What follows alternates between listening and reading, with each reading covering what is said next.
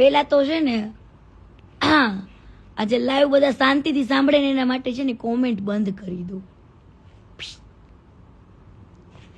કેમ કે અમુક એવા અંધભક્ત આવી જશે કે મારા ભગવાન હે એવું કહેવા માટે, એટલે અંધભક્ત માટે કોમેન્ટ બંધ. શું? એવા અંધભક્તો માટે કોમેન્ટ બંધ. તો વાત આપણે ચાલુ કરીશું સુરતથી. હેતો ને બાલો કોણ ખબર છે? સૌ પ્રથમ તો જો એવું નહીં વિચારતા કે કીર્તિ આજે કેમ જાયગી. કીર્તિ છે ને સમયની રાહ જોતી હતી. 5 વર્ષ પહેલા આ ભંગારના ભાવે વેચાય ને, જે તમે જેને ભગવાન માનો છો ને એને હું ભંગાર માનું છું. ભંગાર શું માનું છું? ભંગાર. ભંગારની બારોબાર ખજૂર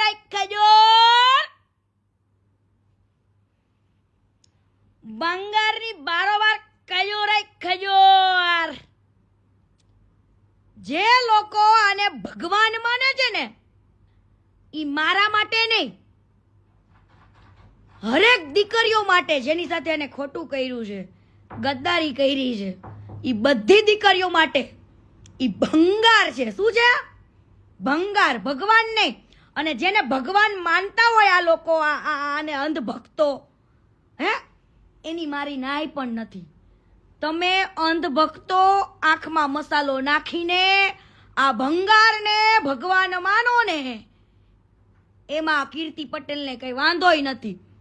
મને વાંધો હોત ને તો બોલે, પણ હવે પાણી છે ને માથા ઉપર ચડી ગયું. ક્યાં?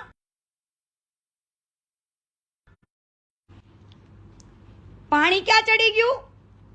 માથા ઉપર. કોલ આવે છે એટલે કટ કરું છું. લાઈવ ચાલુ છે. લાઈવ પોતે પછી બધાને કોલ કરું. ટેન્શન ના લો. ડુ નોટ ડિસ્ટર્બમાં નાખી દીધો જો આપણે ફોન, એટલે કોઈના કોલ નહીં આવે. જે લોકો આને ભગવાન માને છે, આજે હું છે ને થોડુંક પીરસીસ, થોડુંક કાલે પીરસીસ, પણ કાનમાં ઉતરે, મગજમાં ઉતરે ને એ હું કહીશ. અને હું ગીતાની કસમ ખાઈને કહું છું, ઠાકરની કસમ ખાઈને કહું છું, મારી કુળદેવી માં અંબે માની કસમ ખાઈને કહું છું, માં મોગલ માની કસમ ખાઈને કહું છું, જો કીર્તિ પટેલ ખોટી હોય તો મારો કાલનો દાડો નો થાય, મારી હવાર નો થાય. અત્યાર લગીન ચૂપ એટલા માટે હતી, સહન તો મેં બહુ કર્યું. અને 5 વર્ષ પહેલાની કીર્તિ કેવી ડાઈ હતી, કોઈ દી ગાળ બોલતી હતી? નથી બોલતી ને. ઈ ડાઈ કીર્તિએ ઘણું બધું જતું કર્યું છે. અને જતું કર્યા પછી જ કીર્તિ પટેલ ડેન્જર બની છે. શું? ડેન્જર. હવે પેલા તો મને આની કઈ ખબર હતી નહીં. ટિકટોકમાં હું ફેમસ થઈ, બરાબર. બધી જ કહાની કહીશો ટોટલી. આ ક્યાં નીચ છે, કેટલો હલકો છે, એ બધું જ કહીશ, બરાબર. બધું જ આવશે હો, ટોટલી વસ્તુ.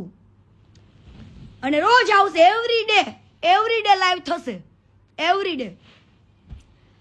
હવે ટિકટોક ની અંદર સૌથી પહેલા પ્રથમ વાત કહું, આ ખજૂર ક્યાંથી આગળ આવ્યો ત્યાંથી કહું.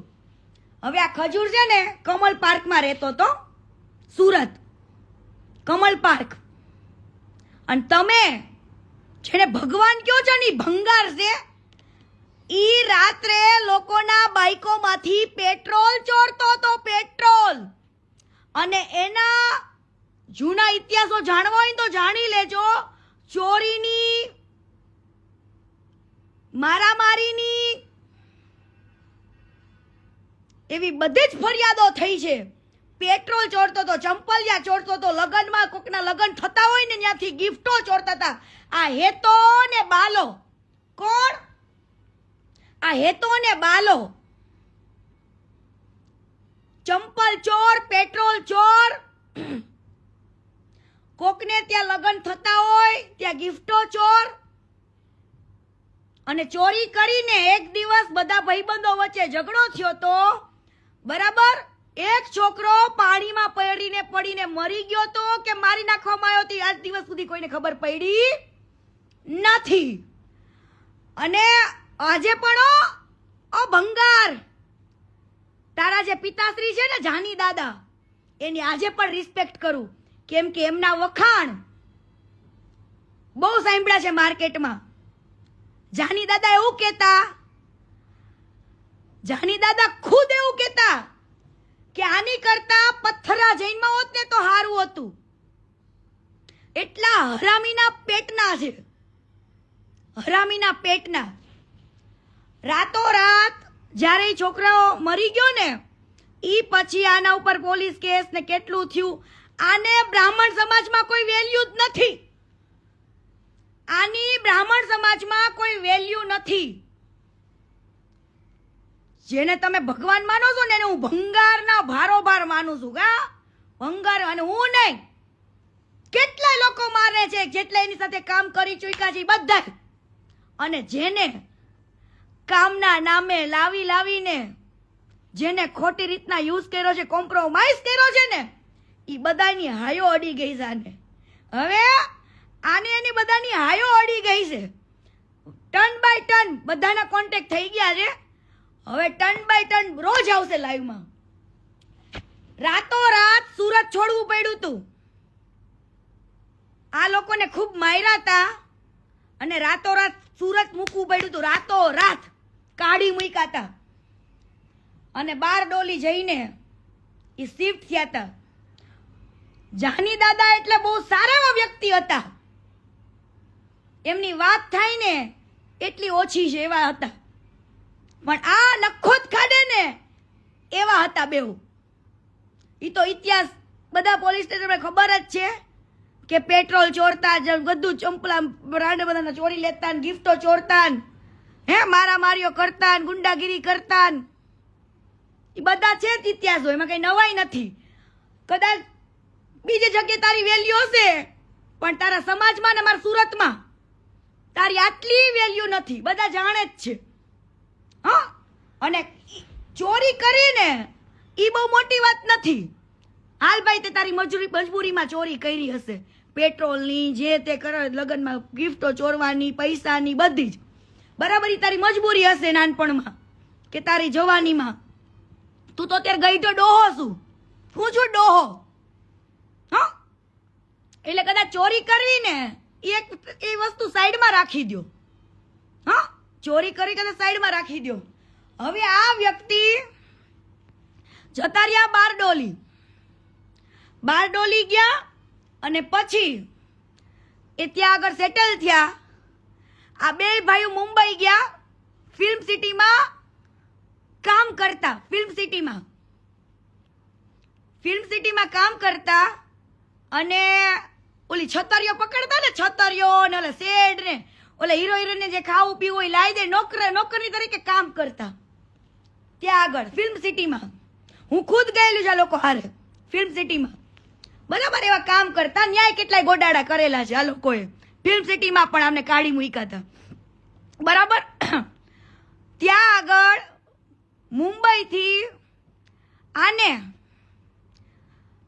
એક છોકરીને પટાવી, વિધિ ભાભી, જેની કદાચ કોઈને ગુજરાતમાં ખબર હોય કે ના ખબર હોય, પણ હું તો એમના હાથનું જમેલી છું, ખાધેલું છે મેં પૂનામાં, મને તો ખબર હોય ને. વિધિ ભાભીની,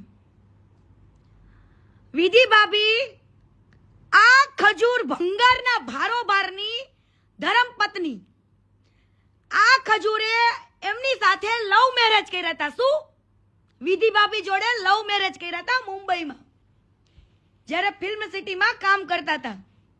એ પછી વિધિ ભાભી આઈટી એન્જિનિયર છે.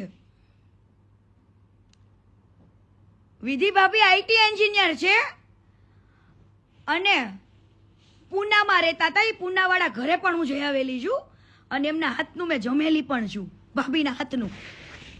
બરાબર,